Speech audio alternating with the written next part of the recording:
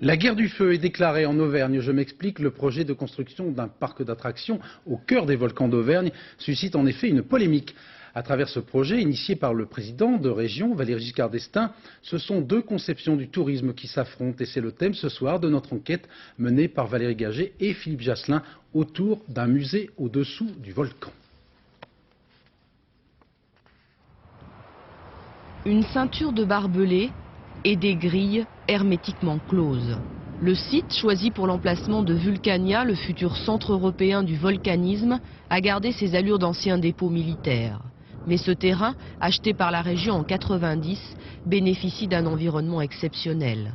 Au cœur du parc naturel des volcans d'Auvergne, il n'est qu'à quelques encablures du sommet du Puy-de-Dôme. Ici, à l'orée de l'an 2000, s'élèvera peut-être un grand centre de loisirs.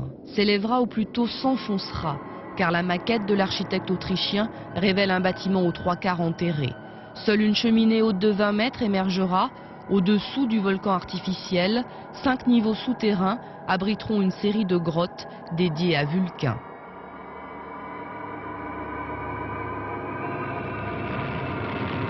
Coulée de lave, magma, vibrations, fumée, Vulcania, qui devrait coûter au bas mot 360 millions de francs, veut offrir un voyage virtuel au centre de la Terre à ses visiteurs.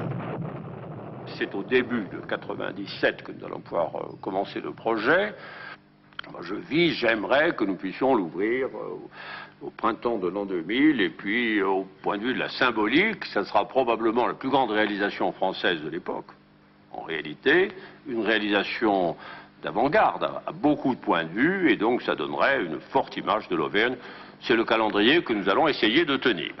Défenseur intarissable d'un projet qui est avant tout le sien, Valéry Giscard d'Estaing multiplie les réunions d'information auprès des élus auvergnats.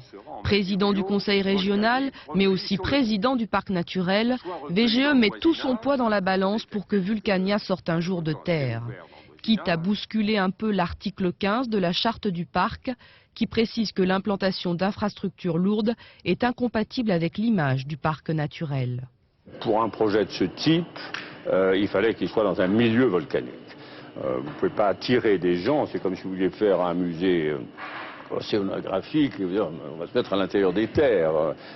Dans la visite pour les gens, le fait qu'ils soient dans un environnement volcanique, c'est-à-dire qu'ils voient en grandeur nature l'ensemble de la chaîne des puits, les volcans, c'est un élément qui paraît très important.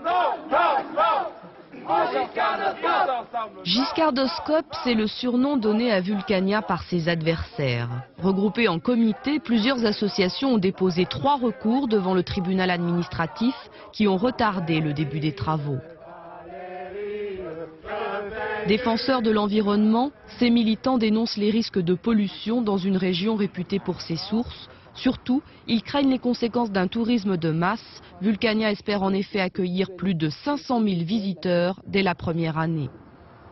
Il faut savoir quand même que tous les soirs, il y aura des feux d'artifice sur ce site. Il y aura la chaîne des puits couverte de spots la nuit pour que les gens puissent faire des randonnées nocturnes dans ces milieux naturels. Nous craignons aussi l'arrivée de la A89 en plein milieu du parc naturel régional des volcans, et tous ces projets auront un impact énorme sur la nature. En retournant sur le site choisi pour Vulcania, on constate avec surprise que juste en face existe déjà un musée du volcanisme. Un extraordinaire volcan à ciel ouvert. Ce site privé a reçu 70 000 visiteurs l'an dernier. Contrairement à Vulcania, il n'est pourtant guère encouragé par les collectivités locales. Nous avons demandé un raccordement d'eau à la commune de Saint-Ouen-les-Roches, on nous l'a refusé. Pourquoi? En 96, l'eau se trouve à 400 mètres de notre site et on n'a pas l'eau courante.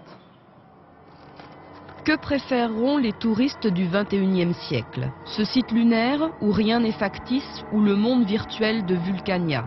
La question n'agite pas le plus jeune des volcans d'Auvergne qui s'est endormi il y a 8000 ans.